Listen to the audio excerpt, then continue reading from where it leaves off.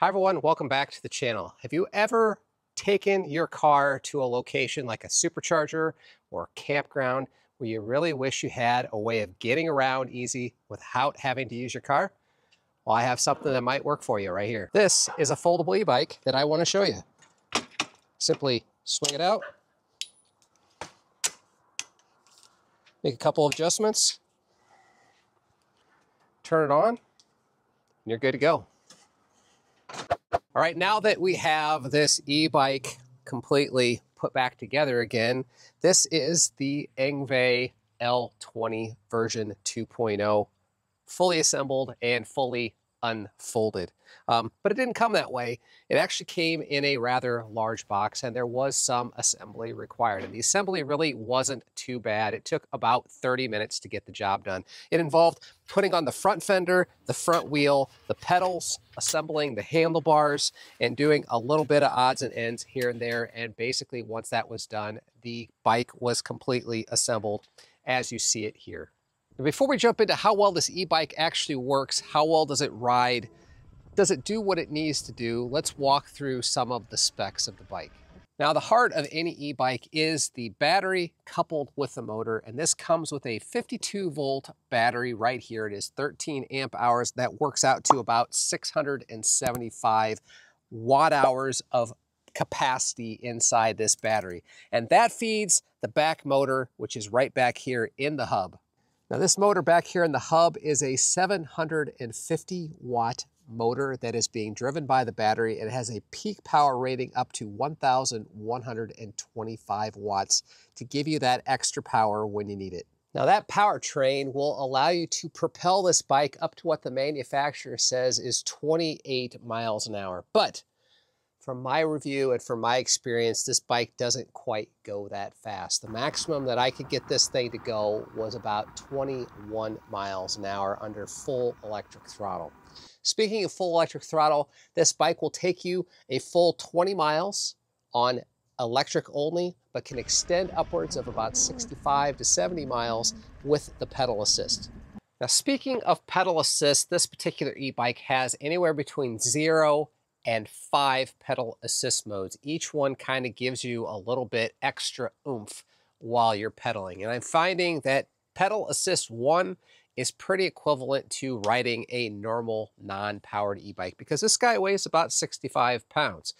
Helping you pedal along the way is a 7-gear Shimano gear set with a pretty decent upward and downward shifting lever here. It's not a click style for going lower gears, but it is a click style for going in the upper gear range. It works reasonably well. And if you actually want to give yourself a little bit of a goose, we have a half twist throttle here on the right hand side, which I particularly like coming from a motorcycle background, but a lot of people don't like it. So it's what you get on this particular e-bike. Now, one of the dislikes that I have about this particular e-bike is the actual gear set itself. This is a 7-speed gear, and I find that I really am craving a couple of more higher gears. Why do I say that? Because when you're in power assist 4 or 5, it is actually propelling you faster than you can actually pedal, even in the highest 7th gear. And if there was a couple of more higher gears, having that additional pedal assist would be able to get you up to greater speeds. And as I said before, the maximum speed I was able to get with this particular bike was only 21 miles an hour, even though they claim that it can go up to about 28. Now, up front, we already talked about there is a front fender, but there is also a front headlight, and there is also mechanical disc brakes. So for a bike at this price point, having mechanical disc brakes are actually pretty common for this type of e-bike. Would hydraulic brakes work better? Absolutely, but these are definitely better than having old traditional rim style grab brakes because you've got a beefy tire here. These are 20-inch, 3-inch wide tires, which get you actually pretty good stability control, but they're small enough that when you're riding this bike, it feels really nimble. All right, now where the rubber meets the road, as they say with any e-bike, is how well does it ride? Well, this is a really decent, well-built commuter bike. It is something that you can fold up, take into the office, take into your home. It is 65 pounds, so you have to keep that in mind. but it also will fit in the back of your car without a luggage rack or something in the back of your car, and you don't need a large minivan or truck to haul this particular e-bike. In fact, it will fit perfectly in the back of a Tesla Model Y and probably a Model 3 as well. All right, with any e-bike, you want to make sure that it can handle the hills, and I have a large hill in front of me that we refer to as Big Hill. I tested this on my last e-bike review, and we're going to give this one a shot. I'm going to go ahead and set this to power level 5. I'm not going to pedal, and we're just going to kind of see what happens. All right, here we go.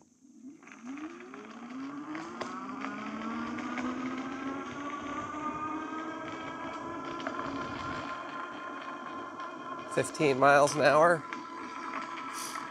14, 12, 11, 10, 10, 11, 12. All right, we're speeding back up. So as you can see, this actually does a pretty good job in handling the hill test. And for an everyday commuter that needs to handle a number of hills, this thing is going to do just fine and add pedal assist, and it's going to work out just fine. So how does this L20 bike ride? Well, that's kind of where this thing really shines, in my opinion. It is a solid riding bike.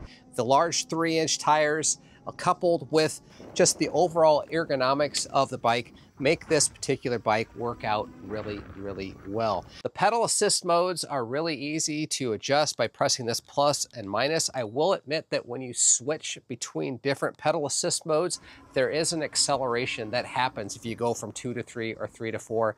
That can be a little jarring until you get used to it, but I find that when you're actually using it in situations where there is a load and you need to pedal, having that power assist switch isn't as dramatic as if you're just kind of messing around and saying, oh, what does power assist 4 do? Where it feels like it's actually grabbing the bike and pulling it forward. Clearly, one of the high points of this particular e-bike is the center display. There is a large color center display that gives you all the feedback you need, from what power assist mode you're in to your speed, your odometer, your trip. Everything that you need to know about your bike in real time is displayed right here on this center screen here in the center. Oh, it also has a horn, sort of. It's kind of retro. It's got an old-fashioned mechanical dinger, which I actually kind of like. Now let's talk about some of the things I really like about this bike. And the thing that you have to obviously mention is that it's foldable. Not every bike is foldable, which increases the portability of this bike immensely. Non-foldable bikes, you just can't take them places that you might want to go, or you might want to travel to a campground or some other location. Or let's just say you need to bring it into your office, your home, and you don't have space for a full-size bike. Fold this bike up and it is good to go. Another thing that I really like about this bike is that it is very nimble on the road. It doesn't feel heavy. It doesn't turn like it's got a lot of weight behind it. And with that, it actually, even with the 3-inch tires, which do give it a lot of stability in my opinion, it is very nimble and allows you to work in very tight places if you need to, especially in urban environments. And you can feel very comfortable that this bike is going to do what you want it to do as quick as you need to do it. Another like that I have for this particular bike, and it's a small one, but this bike comes with a powered front light and rear light, and not only just a rear light, but it's also got a brake light, which is really handy in today's environment. And an e-bike, quite frankly, because it's got power on it, should have a front and back light. This one does. Now, this particular bike's battery can be removed, and in order to do that, you have to flip up the seat. And you're going to notice I don't have the factory seat on here because the factory seat has a shock absorber on it. But where it's nice is that it only allows the seat to go down so far. And I found that if you're not a very tall person, I'm actually 5'10", the seat is legitimately almost too high for anybody shorter than me. In fact, this is primarily my wife's bike. So she's 5'5", and it is definitely too high. So I did have to go out to Amazon and pick up a new seat, which is very comfortable, very cheap. I'll leave a link in the description below if you find out that their seat is too high for you. But in order to get to the battery and have it removed, you do have to have the seat. And in my case, I need to take the seat off. But in the stock unit, you can actually just flip the seat up. So with that, you basically lift rotate the lock, pull the entire battery out just like that, and you can take it away. You can also charge it offline if you want to charge it offline or indoors, so that would be handy, so you can charge inside where it's warm. Maybe you want to take the battery with you just for pure security purposes so people don't actually steal your battery. Put it back in, slide this in like this.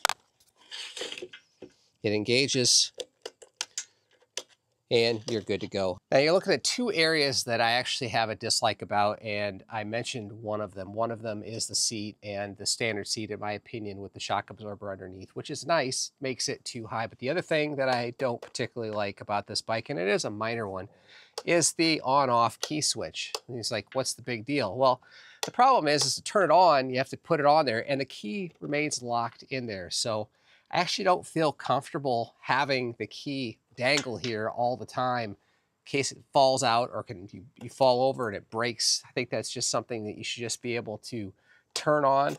But when it is off, you can pull the key out. So just have to keep that in mind. It's just one of the restrictions that there are on this bike. Now would be a good time to actually talk about this rear bag that comes with the bike. This is sold as an option, but I will tell you that this bag is actually really well built and designed perfectly to fit this bike, and it's a lot bigger than you might think. Let's take a look at it a little bit closer. Upon first inspection, you're going to see that we've got a lot going on here. We've got these kind of ruggedized side covers. We'll get to that in a second. Inside the case, we have some high-vis fabric here. Actually came with a vest, shoulder straps, and it's got a lot of cubbies and pouches to hold things. The other thing that's kind of cool are these side pouches here, which fold down and actually reveal a much larger kind of saddlebag, and there's actually one on each side. And there's a high-vis reflective material here on the side that you can fill up on both sides here.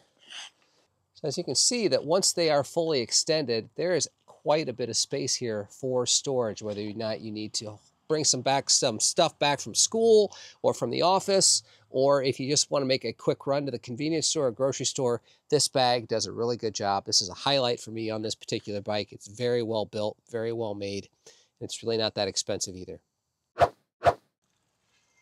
All right, there you have it. The foldable commuter bike from Engwe, the L20 version 2.0. All right, I'd encourage you to swing over to their website and check this out.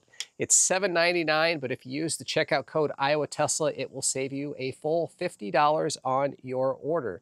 This particular e-bike from Engwe, I won't talk you out of it. This is a solid commuter foldable bike that you can toss in the back of your Tesla or any car for that matter, take it to where you need it to go, and pull it out and know that you're going to have a really good e-bike to take you anywhere you want to go.